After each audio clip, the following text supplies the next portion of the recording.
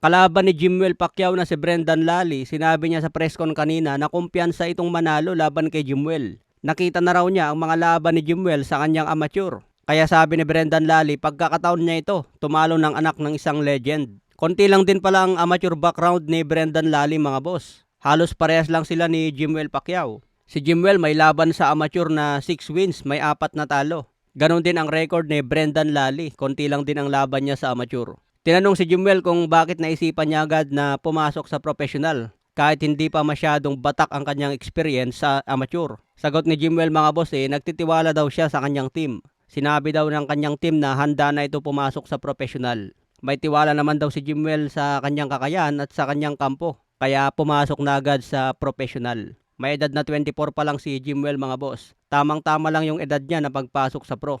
Dati si Pambansang Kamao pumasok sa professional nasa 18 na. Dinaya pa nga ang kanyang edad at dinaya rin ang kanyang timbang noon. Nagbulsa pa ng pampabigat si Manny Pacquiao noon dahil underweight siya. Kaya dinaya niya ang kanyang timbang. So ibang-iba na ngayon ang pagpasok ni Jimwell Pacquiao mga boss. Kumbaga kompletos recados na, isusubo na lang. Kaya abangan natin bukas mga boss, kumpiyansa itong kalaban ni Jimwell.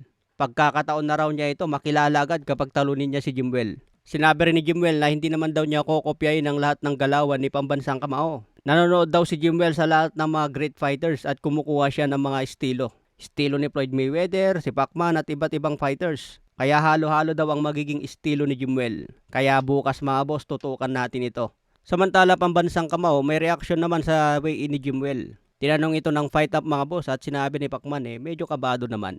Pero naka-smile lang si Manny Pacquiao mga boss. Normal lang ito na nararamdaman ng isang magulang. Lalo na si Madam Jinky, talagang kabado yan. Alam naman ni Manny Pacquiao ang pakiramdam ng isang boksingero. Normal lang na kakabahan. Pero magiging confidence ka na kapag nasa loob ka na ng ring. Lalo na kapag nakasuntok ka na ng muka at nakatanggap ka na ng suntok. Samantala na-interview din si Roy Jones at nagbigay ng reaksyon sa magiging laban ni Floyd Mayweather at Pambansang Kamao. Tingin daw ni Roy Jones magiging yamado na si Manny Pacquiao ngayon. Dahil base daw sa huling performance ni Manny Pacquiao kontra Mario Barrios, nandun pa rin yung galawan niya. Parehas na raw matanda si Manny Pacquiao at Floyd Mayweather. Pero base sa huling laban ni Manny Pacquiao, nandun pa rin daw yung footwork niya at kaya pa niyang sumabay sa batang champion. Kaya kung si Mayweather daw ang kalaban niya, siguradong mas kakayanin ito ni Manny Pacquiao. Matatandaan na sinabi rin ni Roy Jones na mas pabor siya sa nagawa ni Pambansang Kamao na 8 division champion kumpara sa pagiging undefeated ni Floyd Mayweather. Samantala, batikang trainer na si Robert Garcia, nakita na raw niya ang galawan ni Junto Nakatani.